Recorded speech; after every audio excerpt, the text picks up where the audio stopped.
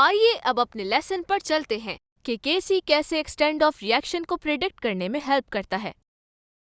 Equilibrium constant की numerical value हमें किसी भी रिएक्शन की एक्सटेंड को प्रिडिक्ट करने में मदद देती है।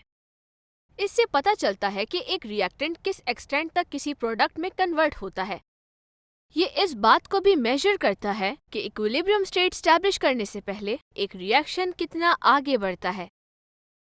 अब इसे समझने के लिए एक्सटेंड ऑफ रिएक्शन को प्रिडिक्ट करने की 3 पॉसिबिलिटीज हैं।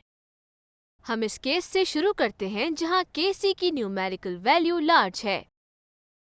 कि Kc की लार्ज वैल्यू के केस में आमतौर पर 3 एक्सपोनेंट की वैल्यू से ऊपर ये इशारा देता है कि तकरीबन पूरे मिक्सचर में प्रोडक्ट्स होती हैं और नेग्लिजिबल अमाउंट नट में रिएक्टेंट्स होते हैं। ये इसलिए कि ज़्यादातर रिएक्टेंट प्रोडक्ट में बदल गए हैं, मतलब कि रिएक्शन तकरीबन कंप्लीट हो चुका है। एक एग्जाम्पल ये होगी कि कार्बन मोनोऑक्साइड की ऑक्सीडेशन कार्बन डाइऑक्साइड फॉर्म करता है। ये रिएक्शन 1000 केल्विन पर होता है। इस रिएक्शन में कार्बन डाइऑक्साइड के 2 मोल्स बनाने के लिए कार्बन मोनोऑक्साइड के 2 मोल्स ऑक्सीजन के 1 मोल के साथ रिएक्ट करते हैं। इस इक्वेशन को देखिए जो आपकी स्क्रीन पर मौजूद है। Kc की वैल्यू 2.2 है multiplied by 10 raise to the power 22। तो एक्सपोनेंट 22 से ये वाज़ेह हो रहा है कि ये वैल्यू लार्ज है।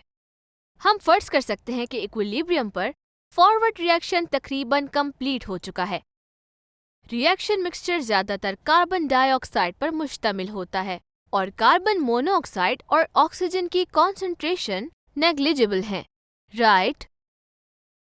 तो अब हम देखेंगे कि Kc की न्यूमेरिकल वैल्यू जब स्मॉल हो, तो जब किसी रिएक्शन की Kc वैल्यू स्मॉल होती है, आमतौर पर -3 के एक्सपोनेंट से नीचे, तो ये जाहिर करती है कि इक्विलिब्रियम रिएक्टेंट से प्रोडक्ट्स में बहुत ही ज़्यादा स्मॉल कन्वर्जन से स्टैब्लिश हुआ है और रिएक्टेंट काफ़ी स्टेबल है। इस पोजीशन पर तकरीबन तमाम रिएक्टेंट्स मौजूद हैं, लेकिन प्रोडक्ट्स की तादाद नेग्लिजिबल है। इस किस्म का रिएक्शन कभी कंप्लीट नहीं होता। आइए इस रिएक्शन को देखते हैं।